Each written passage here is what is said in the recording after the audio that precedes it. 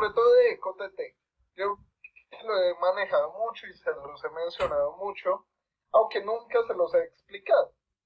Algunos de ustedes, por curiosidad o quizás porque algún familiar lo tuvo, sabe que es un ecocardiograma, un Doppler o un duplex.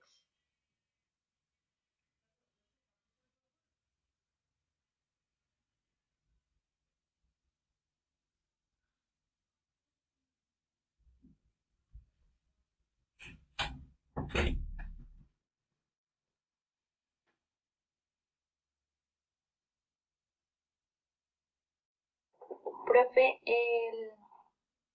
el eco es como un ultrasonido donde muestra como la forma, el tamaño, la función, la fuerza del corazón y el movimiento y el grosor pues, de las paredes. El Doppler es para el flujo sanguíneo, si no estoy mal. Excelente, Diana, qué buena definición en verdad.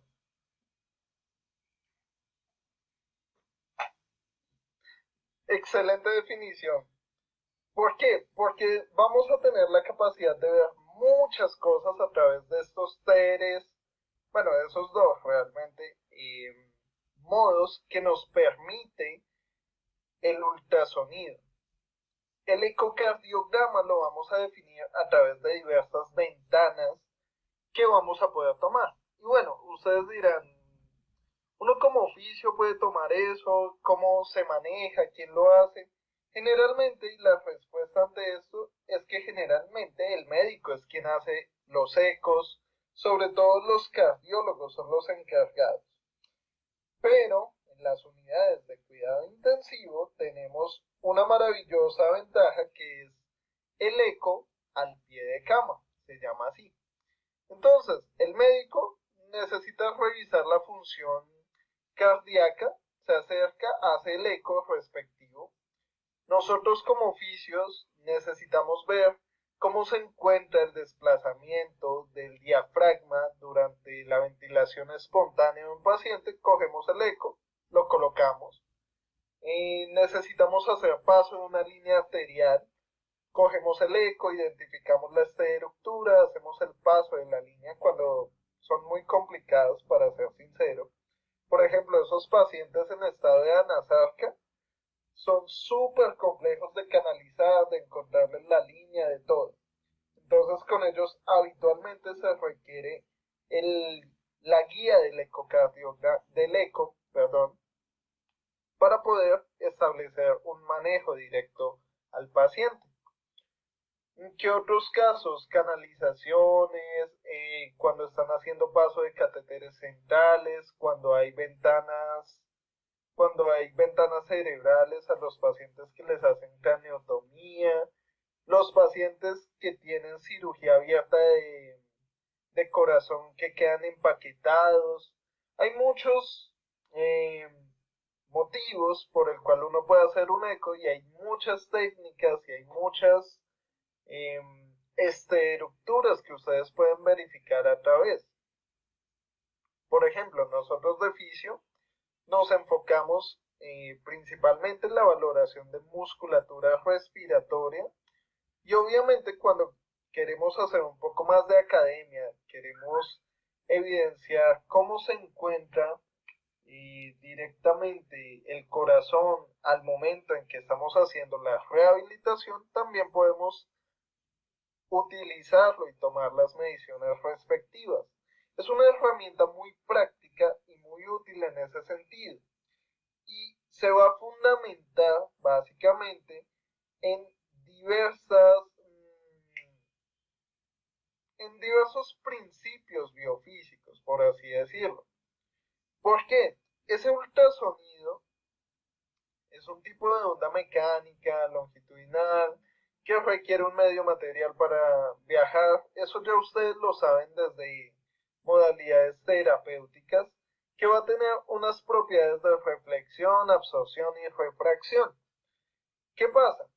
¿Cuál es la diferencia entre este eco y entre este ultrasonido, por así decirlo, y el ultrasonido terapéutico que nosotros manejamos? Sencillamente la diferencia de que uno es diagnóstico y el otro es terapéutico. Ambos tienen la misma base para funcionar. La diferencia es que el diagnóstico permite visualizar las estructuras de manera clara, mientras que el terapéutico va a ser utilizado netamente para el manejo local de ciertos tipos de alteraciones que ustedes ya conocen. ¿Qué beneficios tienen?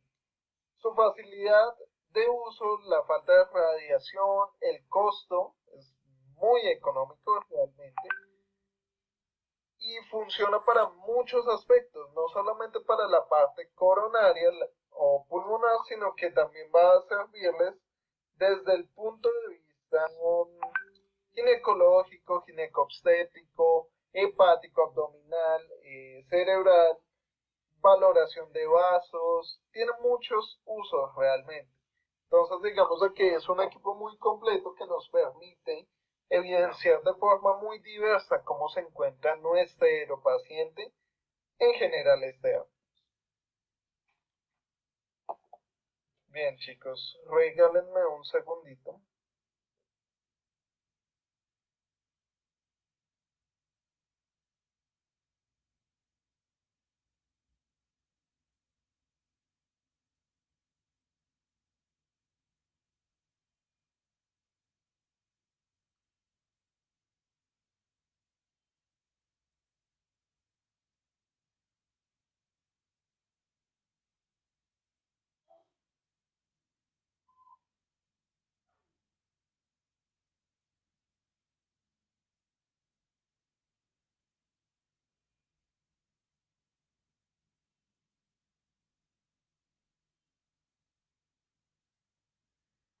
Bien, entonces, ¿a quién le han hecho un eco? Por ahí las señoritas que ya son mamás deben haber tenido la experiencia de un eco, bueno, de dos tipos de ecografías, uno incómodo y uno no incómodo. Ustedes me dirán cuál es cuál.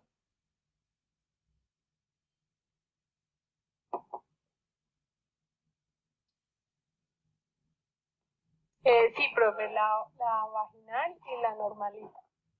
Muy bien. Entonces, la normalita me imagino que eso es como cuando uno hace un eco directamente transtorácico, pero la intravaginal o la vaginal sí les va a generar cierta molestia, también depende del transductor que utilice. Pues, bueno, esos son gustos, pero no entraremos en detalle al respecto. Entonces, con esto, con el fin de evidenciar obviamente ciertas rupturas, vamos a tener también una claridad respecto a qué está pasando en ese contexto. El eco o el ultrasonido, respectivamente, nos va a permitir evidenciar tanto el tejido blando, perdón, como el tejido óseo en cierta gravedad. Obviamente ustedes no van a evidenciarlo de la forma más clara. ¿Por qué? Porque no es una radiografía, es una toma en dos dimensiones de una ventana, sencillamente, entonces no es tan sencillo de leer en ese sentido. Sobre todo esos ecos ginecológicos, cuando están en menos de las 6 semanas, yo no veo nada y por el contrario me parece que eso ahí no existe nada, pero pues ustedes saben, eso es diferencias obviamente de especialidades. ¿Qué van a requerir? Requieren el gel, el transductor, los controles y el procesador de imágenes. En otras palabras, requieren un gel y el equipo de Ecotec. Bien, entonces, en este sentido, y es importante que lo tengan muy en claro, van a tener diversos tipos de transductores, de tipo lineares, sectoriales, convexos también, y los intracavitarios respectivamente. Ustedes van a poder evidenciar que cada uno cumple una función importante a la hora de evaluar a un paciente y se van a fundamentar con el fin de hablar de un efecto piezoeléctrico. Entonces, ¿quién me colabora leyendo este pedacito de la diapositiva?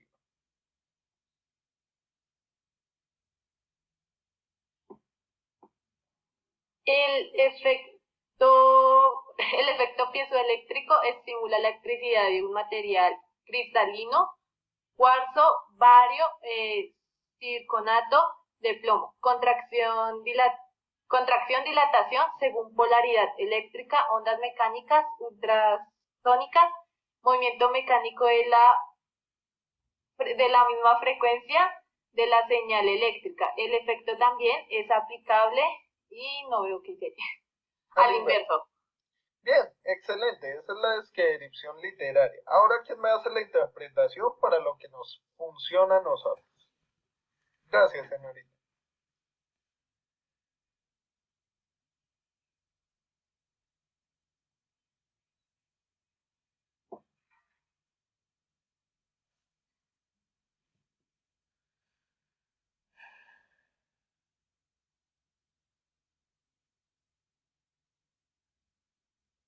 ¿Qué entendieron de eso, chicos? ¿O para qué les sirve eso? Profe, pues, o sea, como ahí más o menos lo dice, es como, o sea, lo que se hace la aplicación de ese efecto, o pues, sí, este efecto, lo que va a generar es una contracción, pero no sé si este también va como con o sea, como parecido al ultrasonido. Es que no sé cómo explicarlo. Básicamente esa es la forma en que se generan esas ondas y es la importancia debidamente del transductor que tenemos nosotros. Esa piedra que está ahí metida, o respectivamente el circonato de plomo, el bario, lo que sea, de cómo hayan constituido ese elemento, va a generar las imágenes a través de ese movimiento mecánico de la señal y de la frecuencia con la cual se esté aplicando. Esto es sencillamente para que ustedes tengan presente, y se los digo de manera muy genérica, tengan cuidado con los cabezales de este tipo de ecocardiogramas. Si se llegan a caer, se los tiran y esa vaina vale un montón. Entonces, para que les tengan cuidado al igual que los terapeutas. Bien, entonces, en cuanto al funcionamiento, eso no tiene nada del otro mundo. Ustedes ponen directamente el gel, ponen el transductor encima del gel y deben cumplir con ciertos criterios para poder observar una estructura en específico. Obviamente, ustedes van a tener ciertas estructuras que van a contener un fluido, por ejemplo las arterias y las venas se ven de esta manera. Espero que estén viendo todos ahí. ¿Cómo se observan o qué es eso? Ustedes están viendo ahí un hueco directamente o completamente negro.